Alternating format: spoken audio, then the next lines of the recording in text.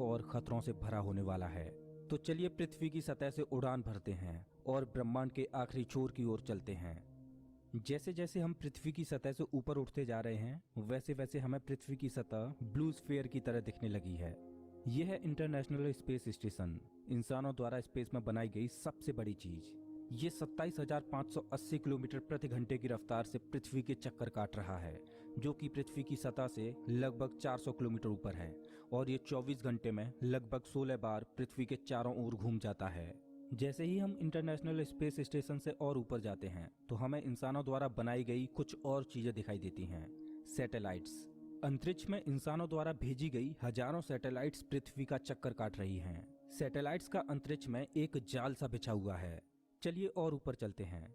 इतने ऊपर से पृथ्वी का नजारा तो देखिए, कितना खूबसूरत लग रहा है हमारा ये नीला ग्रह। हम पहुंच चुके हैं चांद के पास। हमसे पहले यहाँ पर 12 एस्ट्रोनॉट्स आ चुके हैं, जिनमें नील आर्मस्ट्रांग पहले व्यक्ति थे जो इसकी सतह पर उतरे थे, और उनके पैरों के निशान आज भी चांद की सतह पर देखे जा सकते हैं। चांद पर कोई वायुमंडल नहीं है, इस वजह से ये निशान सदियों तक ऐसे ही बने रहेंगे। हम अभी अपने घर से लगभग 4 लाख किलोमीटर दूर हैं और चंद्रमा से हमारा ग्रह कुछ इस तरह का दिखाई देता है। ऐसा लग रहा है जैसे अंतरिक्ष में एक ब्लू मार्बल रखी हो। चांद की सतह एक बैटल फील्ड की तरह लग रही है, जिसने पिछले अरबों सालों से कॉमेट्स और एस्ट्रॉइड्स की मार को झेला है। चांद का कोई वायुमंडल नहीं है जो कि कॉमेट्स या एस्ट्रॉइड्स को स्पेस में ही जला दे। सौभाग्य से हमारी पृथ्वी का वायुमंडल है जो हमें स्पेस से आने वाले खतरों से बचाता है। चलिए अंतरिक्ष में एक लंबी छलांग लगाते हैं। ये है हमारे सौर मंडल का सबसे चमकीला ग्रह वीनस। इसको पृथ्वी की छोटी बहन बोला जाता है क्योंकि ये पृथ्वी की ही तरह रॉकी प्लैनेट है, जिसकी ग्रेविटी लगभग पृथ्वी के ही समान है। लेकिन ये ग्रह एक नर्क की तरह है क्योंकि इस पर होती है भयंकर बारिश, पानी की नहीं बल्कि एसिड की। इसके एटमॉस्फेयर में जो बादल दिखाई दे रहे हैं वो सल्फ्यूरिक एसिड के हैं। हमारे सौरमंडल में सिर्फ वीनस ही एकमात्र ऐसा ग्रह है जिस पर सबसे ज्यादा ग्रीन हाउस इफेक्ट होता है। सूर्य की गर्मी इस पर आती तो है लेकिन वापस नहीं जा पाती, जिस वजह से हीट इसके एटमॉस्फेयर के अंदर ट्रैप होकर रह जाती है। यही कारण है कि शुक्र ग्रह हमारे सौरमंडल का सबसे गर्म ग्रह है, जिसका तापमान 465 डिग्री सेल्सियस है। इसकी सतह पर काफी मात्रा में ज्वालामुखी मौजूद हैं, जो इस ग्रह को और ज्यादा खतरनाक बनाते हैं। इस एंग्री प्लैनेट पर कुछ भी सरवाइव नहीं कर सकता। चलिए अपनी जर्नी को और आगे बढ़ाते हैं। यह है सूर्य के सबसे पास मौजूद ग्रह मरकरी। इस ग्रह की धरती हमारे चंद्रमा जैसी नजर आती है, जिस पर बड़े बड़े गड्ढे मौजूद हैं। इस ग्रह के दिन और रात के टेम्परेचर में बहुत ज्यादा डिफरेंस है। रात के समय में इसका तापमान -170 डिग्री सेल्सियस पहुंच जाता है, तो दिन के समय में 400 डिग्री सेल्सियस को भी पार कर जाता है। चलिए आगे बढ़ते हैं। यह है हमारा भगवान। यही है जो अपनी ऊर्जा से पृथ्वी पर जीवन को चला रहा है। अगर ये ना होता तो हम ना होते। पृथ्वी से लगभग 150 मिलियन किलोमीटर दूर मौजूद ये तारा इतना बड़ा है कि इसमें लाखों पृथ्वियां समा जाएं। सूर्य इतना भारी है कि इसकी ग्रेविटी पूरे सोलर सिस्टम को कंट्रोल कर रही है। इससे निकलने वाली लपटें इतनी बड़ी होती हैं कि सूर्य की सतह से हजारों किलोमीटर ऊपर तक चली जाती हैं। चलिए अपनी यात्रा को आगे बढ़ाते हैं। यह है पृथ्वी का सबसे नजदीकी ग्रह मंगल। इसकी धरती लाल है, इस वजह से इसे लाल ग्रह भी बोला जाता है। वैज्ञानिक मंगल ग्रह के बारे में जानने के लिए बड़े ही उत्सुक हैं, क्योंकि वैज्ञानिक कहीं ना कहीं ये अनुमान लगाते हैं कि मंगल ग्रह हमारा पास्ट है। वैज्ञानिक मानते हैं कि अतीत में मंगल की धरती पर जीवन फला फूला होगा। मंगल की धरती पर भी सागर मौजूद थे, नदियां मौजूद थीं, इसका खुद का एक एटमॉस्फेयर था। लेकिन आज ये ग्रह वीरान और बंजर पड़ा है। आज वैज्ञानिक इस ग्रह पर सूक्ष्म रूप में ही सही बैक्टीरिया के रूप में जीवन खोजने में जुटे हैं, और वैज्ञानिक इस ग्रह पर भविष्य में बस्तियां बसाने की सोच रहे हैं। अगर हम मंगल पर आए हैं तो हम इसे कैसे मिस कर सकते हैं। यह है ओलंपस मॉन्स, एक प्राचीन ज्वालामुखी। मंगल की धरती पर ज्वालामुखी से बना ये पहाड़ पृथ्वी की सबसे ऊंची चोटी माउंट एवरेस्ट से भी लगभग 3 गुना ऊंचा है, और यह हमारे सोलर सिस्टम की सबसे ऊंची चोटी है। अगर मंगल की धरती से हम अपने ग्रह पृथ्वी को देखें तो ये कुछ इस तरह की दिखाई देती है। अब आगे की यात्रा थोड़ी सी डरावनी होने वाली है, क्योंकि अब हम एस्ट्रॉयड बेल्ट में प्रवेश कर रहे हैं, जो कि मंगल और बृहस्पति ग्रह के बीच मौजूद है। इसमें मौजूद हैं बड़ी बड़ी और विशालकाय चट्टानें, जो कि सूर्य के चारों ओर घूम रही हैं। इस एस्ट्रॉयड बेल्ट में इतनी बड़ी बड़ी चट्टानें मौजूद हैं कि अगर ये सब आपस में मर्ज हो जाएं, तो इनसे एक बड़े ग्रह का निर्माण हो सकता है। इस बेल्ट में इतने बड़े बड़े एस्ट्रॉइड्स मौजूद हैं कि इन पर एक बड़ा शहर बसाया जा सके।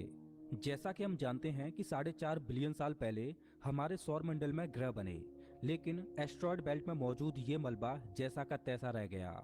एस्ट्रॉयड बेल्ट में मौजूद मलबा एक प्लानेट बन सकता था, लेकिन एक बड़ी शक्ति ने इस मलबे को प्लानेट नहीं बनने दिया, और वो शक्ति थी जुपिटर। जुपिटर की हाई ग्रेविटी ने एस्ट्रॉयड बेल्ट के एस्ट्रॉयड्स को प्लानेट नहीं बनने दिया। जुपिटर हमारे सोलर सिस्टम का सबसे बड़ा प्लानेट है और इसके ढेर सारे चंद्रमा हैं। ये इतना बड़ा है कि हमारे सोलर सिस्टम के अन्य सभी प्लैनेट्स को मिलाकर भी इतना बड़ा ग्रह नहीं बनाया जा सकता। ये है जुपिटर का ग्रेट रेड स्पॉट। ये लाल धब्बा जुपिटर की सतह पर सदियों से चला आ रहा है। ये एक विशाल तूफान है। ये रेड स्पॉट इतना बड़ा है कि इसमें 3 पृथ्वियां आ जाएं। जुपिटर एक गैसीय प्लैनेट है, इस वजह से इसकी सतह पृथ्वी की तरह ठोस नहीं है। अगर आप जुपिटर की सतह पर उतरे तो आप इसकी सतह पर खड़े नहीं हो सकते, बल्कि सीधे इसके अंदर चले जाओगे। जुपिटर जितना वायलेंट और विनाशकारी है, वहीं इसके चंद्रमा जीवन के पनपने के लिए आइडियल साबित होते हैं। जुपिटर के दर्जनों चंद्रमाओं में से एक है यूरोपा, जो कि पूरी तरह बर्फ की मोटी चादर से ढका हुआ है। वैज्ञानिक मानते हैं कि यूरोपा की सतह पर जमी हुई बर्फ के नीचे पानी तरल रूप में मौजूद है। इस पर पानी का तरल रूप में होना जीवन के होने की संभावनाओं को बढ़ा देता है। हमारे सोलर सिस्टम में बृहस्पति ग्रह के चंद्रमा यूरोपा पर वैज्ञानिक जीवन होने की प्रबल संभावनाएं जताते हैं। हमारा अगला पड़ाव है हमारे सौर मंडल का सबसे खूबसूरत प्लानेट सैटर्न। शनि ग्रह के छल्ले इसकी सुंदरता में 4 चांद लगाते हैं, जो कि इसकी सतह से लाखों किलोमीटर ऊपर तक फैले हैं। शनि ग्रह को अपने सोलर सिस्टम का ताज माना जाता है। ये है शनि ग्रह का एक चंद्रमा टाइटन। इसका खुद का एक एटमॉस्फेयर है, इस पर हवा है, बारिश होती है, यहाँ तक कि इस पर ऋतुएं भी बदलती हैं। इस पर नदियाँ और सागर मौजूद हैं। ये चंद्रमा देखने में लगभग पृथ्वी की ही तरह है, लेकिन इस पर जो नदियाँ और सागर हैं वो पानी के नहीं बल्कि लिक्विड नेचुरल गैस के हैं। अगर हम किसी भी तरह इस नेचुरल गैस को पृथ्वी पर ला पाएं तो ये इतनी ज्यादा है कि हजारों सालों तक ये हमारे शहरों को रोशन कर सकती है। वैज्ञानिक अनुमान लगाते हैं कि अरबों साल बाद जब सूर्य गर्माने लगेगा और एक रेड जाइंट बन जाएगा, तब टाइटन हैबिटेबल जोन में होगा। उस समय टाइटन पर पृथ्वी जैसी परिस्थितियां मौजूद होंगी। इस वजह से वैज्ञानिक टाइटन को भविष्य की पृथ्वी मानते हैं। अभी हम अपने घर से इतने दूर आ चुके हैं कि यहाँ से हमारी पृथ्वी एक डॉट की तरह दिखाई देती है। अब जैसे जैसे हम अंतरिक्ष की गहराई में और आगे बढ़ते जाएंगे, वैसे वैसे पृथ्वी हमारी आंखों से ओझल होती जाएगी। हमारा अगला पड़ाव है यूरेनस। प्राचीन समय में यूरेनस और नेपच्यून के बारे में कोई भी जानकारी नहीं थी, जब तक कि टेलीस्कोप का आविष्कार नहीं हुआ। हमारी सौर व्यवस्था का सबसे आखिरी प्लैनेट है नेपच्यून। हमारा सोलर सिस्टम बहुत बहुत बड़ा है, लेकिन नेपच्यून के बाद भी हमारा सोलर सिस्टम खत्म नहीं हो जाता।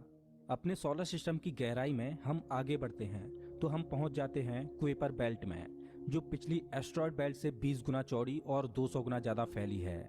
ग्रहों की लिस्ट से बेदखल किया जाने वाला प्लूटो भी इसी कुइपर बेल्ट का सदस्य है।